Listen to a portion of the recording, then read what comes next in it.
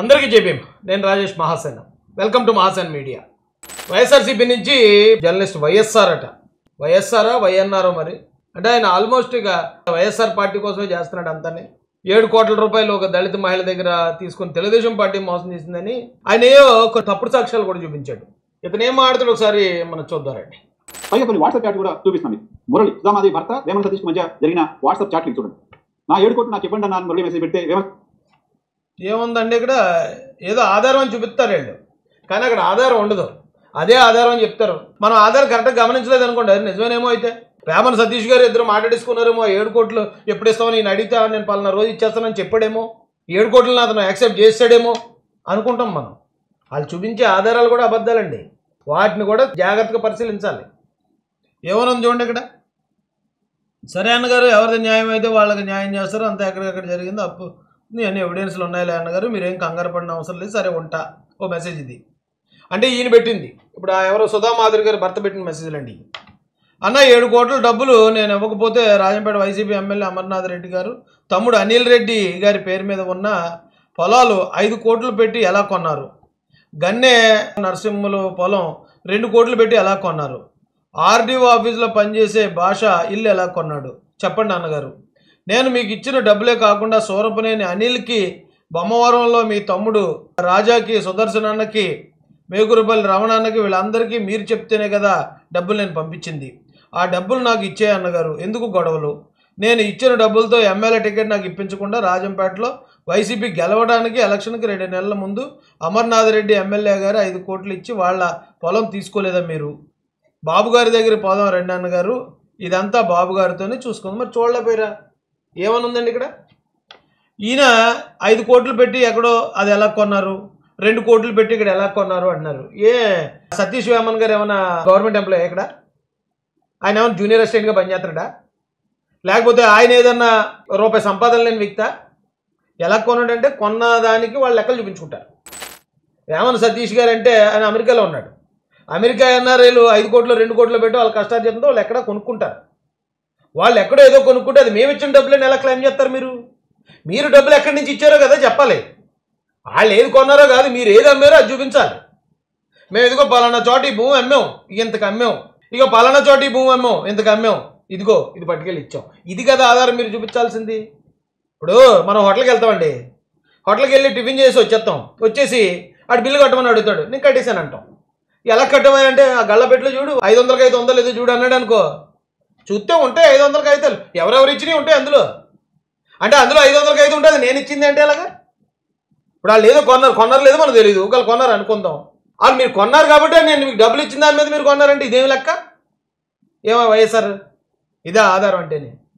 మీరు ఎక్కడి నుంచి డబ్బులు ఇచ్చారు, ఎలా ఇచ్చారు, మీకు 7 కోట్లు ఎవరు ఇచ్చారు, ఎందుకని అది మీరు ఎలా పట్టుకెళ్ళి ఇచ్చారు, దీనికి ఆధారాలు చూపించాలి. అంతేగాని ఆయన ఇప్పుడు అమెరికాలో ఉన్నాడు, ఆయన ఒక 10 కోట్ల రూపాయలు కారు తిరుగుతుంటాడు. నువ్వు 10 కోట్ల రూపాయలు కారు తిరుగుతుందంటే నేను ఇచ్చిందే. నువ్వు బంగారం కొనుక్కున్నావు అది నేను ఇచ్చిందే. నువ్వు ఇంకోటి ఏం చేసావు నేను ఇచ్చిందంటే అదేంటి? అదేం సాక్ష్యం అయ్యా? చెప్తున్నమాట. నాకు 7 కోట్లు ఇవ్వలేదు, 50 లక్షలు ఇచ్చావు, 50 లక్షలు ఇంట్రెస్ట్ సహా ఇస్తామని చెప్తాను. 50 లక్షలు ఎందుకు ఇచ్చాడు? మరి 50 లక్షలు ఇచ్చడం కన్ఫర్మ్ కమిట్ అవుతుంది కదా. 50 లక్షలు ఎందుకు ఇచ్చాడు? టికెట్ కోసం కదా. టికెట్ కోసం చాలా ప్రయత్నం చేశాను కానీ కాలేదు అని కూడా చెప్తున్నాను. అంటే టికెట్ కోసం డబ్బులు తీసుకున్నట్టే కదా, కనీసం 50 లక్షలు తీసుకున్నట్టే కదా. 7 కోట్లు ఇవ్వలేదనే వీడియోని కనీసం 50 లక్షలన్నా తీసుకున్నట్టే కదా. అంటే 50 లక్షలు ఇచ్చారా?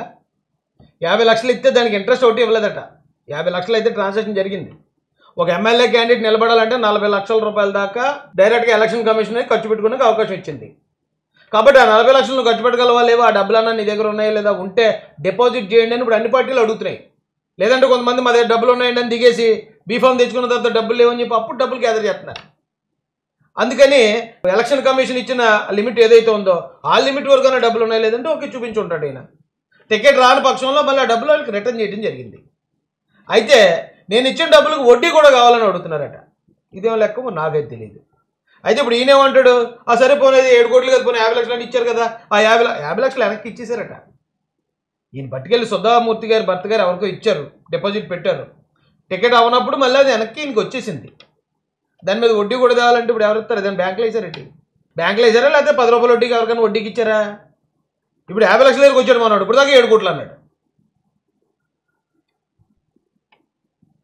నిన్న రిలీజ్ చేశారంటే 7 కోట్లు ఇచ్చారు కాబట్టి 7 కోట్లు అనే నెంబర్ నిన్న చెప్పింది ప్రెస్ కాన్ఫరెన్స్ లో. బట్ మీ దగ్గర ముందే ఆ వీడియో ఎందుకు ఉంది? నిన్న మాత్రమే ఆ వీడియో బయటకు వచ్చింది. ఆల్రెడీ ఇంతకుముందే లేదు మేము 7 కోట్లు ఇచ్చామని వాళ్ళు మెసేజ్లు పెట్టారు కదా. ఇప్పుడు ఎవరి దగ్గరన్నా మనం మాట్లాడేటప్పుడు అవతలోడు ఎస్ నాకు 7 కోట్లు ఇచ్చావు నువ్వు నీకు పలానా రోజు ఇస్తానని మెసేజ్ వస్తే అది ఆధారం. అంతే తప్ప నేను నీకు 7 కోట్లు ఇచ్చాను నువ్వు నా ఇల్లు కొనుక్కున్నావు అది కొనుక్కున్నావు నేను పెట్టిన మెసేజ్ ఆధారం అంటే అలాగా. ఇప్పుడు నేను నీకు వైఎన్ఆర్ నీకు మెసేజ్ పెడతాను, నేను నీకు 50 లక్షలు అప్పించాను కదా, అప్పించిన డబ్బులు నువ్వు ఎప్పుడు ఇస్తావు నాకు ఎప్పుడు రిటర్న్ చేస్తావు నీకు మెసేజ్ పెట్టాను అనుకో, అది నువ్వు ఇదేంటి నువ్వు నాకు 50 లక్షలు ఇవ్వడం ఏంటి, నువ్వు ఎప్పుడు ఇచ్చావు రాయిషాను నువ్వు మళ్ళీ రిప్లై ఇస్తావు నాకు. నేను ఈ చాటింగ్ పట్టుకుని పోలీసుల దగ్గరికి వెళ్ళి ఏమంటే చూడండి ఇదిగో నేను 50 లక్షలు ఇచ్చాను నేను మెసేజ్ పెట్టానండి. కాబట్టి ఇదే ఎవిడెన్స్ అండి వైఎన్ఆర్ మీద కేసు కట్టండి అంటే ఎంత కామెడీగా ఉంటుంది వైఎన్ఆర్? ఉంటుందా ఉండదా? తప్పుడు సాక్ష్యాలు సృష్టించాలన్నప్పుడు అది మీలాంటి వాళ్ళు దగ్గరికి వెళ్ళినప్పుడు మీలాంటి వాళ్ళ దగ్గరికి వాళ్ళు వచ్చినప్పుడు ఖచ్చితంగా మీరు అలాంటివి క్రియేట్ చేస్తారు. అలాంటి వాళ్ళతో కూడా అబద్ధాలు చెప్పింటారు. మీరు 7 కోట్ల రూపాయలు ఎక్కడి నుంచి ఇచ్చారు, ఎలా ఇచ్చారు, ఏంటి, దానికి ఆధారాలు చూపించాలి. అప్పుడు ప్రజలందరూ నమ్ముతారు, మాలాంటి వాళ్ళం కూడా నమ్ముతాం. అది వదిలేసి ఏంటి ఈ ఆధారాలు ఏంటి, వీటిని ఆధారాలు అంటారు అసలు? కుటుంబాన్ని పట్టించుకోవాల్సిన అవసరం లేదనుకుంటున్నారా? ఆమె కుటుంబం కంటే వేమన సతీష్ కుటుంబమే ముఖ్యమైపోయిందా మీకు? పార్టీలో నాయకులు ఎలా పనిచేస్తారు ఎలా ఉంటే? ఓ పక్క కొలికపూడి ఆధారాలతో సహా చెప్తున్నారు, ఈమె వీడియో చూపిస్తున్నారు. కొలికపూడి గారు కూడా ఆధారాలు చూపించలేదు. ఆయన చూపించిన ఆధారాలు కూడా 40 లక్షలకే చూపించారు. ఆయన చూపించిన బ్యాంక్ ట్రాన్సాక్షన్ ఏదైతే ఉందో అదే 40 లక్షలు, అదే ఎలక్షన్ కమిషన్ ఇచ్చిన ఆ లిమిట్ ఏదైతే ఉందో ఒక ఎమ్మెల్యేకి ఆ 40 లక్షలనే ఆయన చూపించాడు.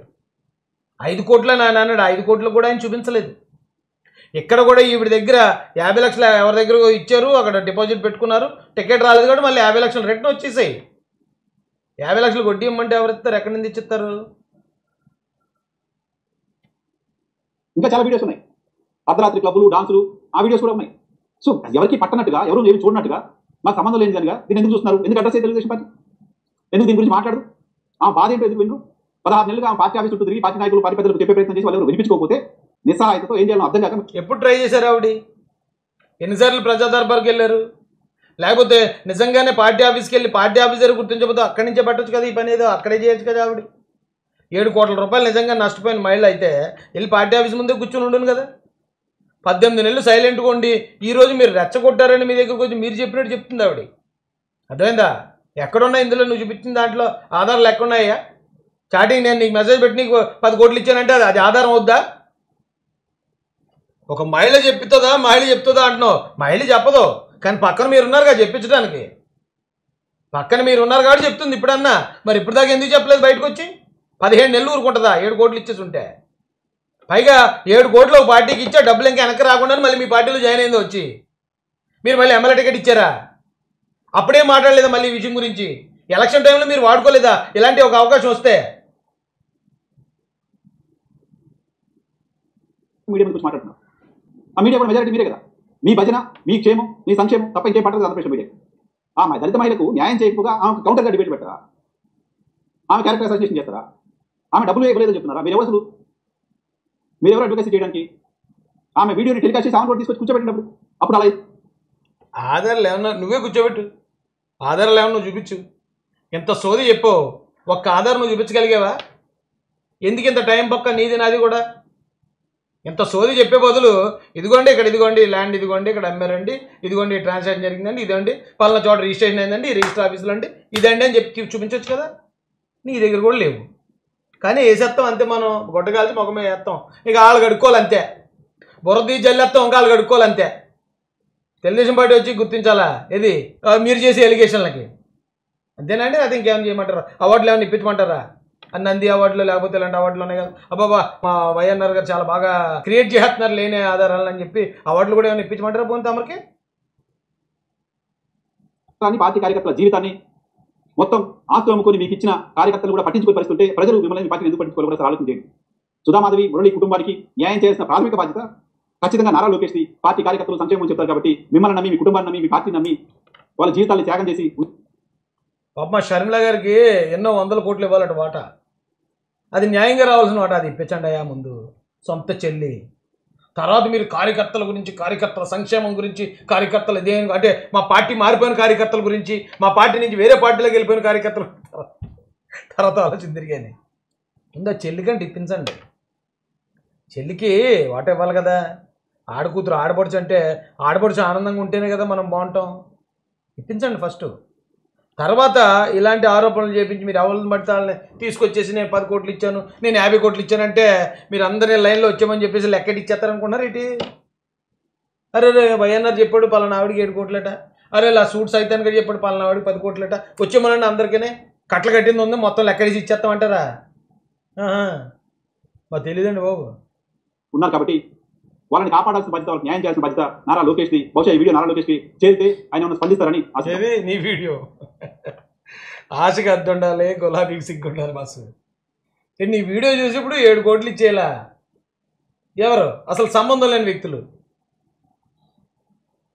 ఇప్పుడు ఇలాంటి ప్రచారాలు సామాన్యమైన ప్రజలు చూసేటప్పటికి అరే అతను ఏదో మాట్లాడుతున్నాడు, ఏ ఆధారాలు కూడా చూపిస్తున్నాడు, వాట్సాప్ మెసేజ్లు, జనరల్గా వాట్సాప్ చాటింగ్ యువతల నుంచి అంటే మనం పంపించిన మెసేజా లేకపోతే వాళ్ళు పంపించిన మెసేజ్ అనేది తెలియదు. ఒక్కోసారి మనం పంపించింది గ్రీన్ కలర్లో ఉంటుంది, అవతల నుంచి వస్తే వైట్ కలర్లో ఉంటుంది కదా.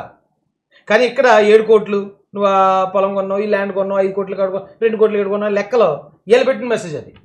కానీ అది కొద్దిమంది తెలియని వాళ్ళు చూస్తే ఓకే అవతల నుంచి ఆయన 5 కోట్లు పెట్టుకున్నాను అన్నాడు, 2 కోట్లు పెట్టుకున్నాను అన్నాడు, ఒకవేళ అవతల నుంచే పంపించాడేమో, అది నిజమేమో, ఇలాంటివి ఉంటాయండి.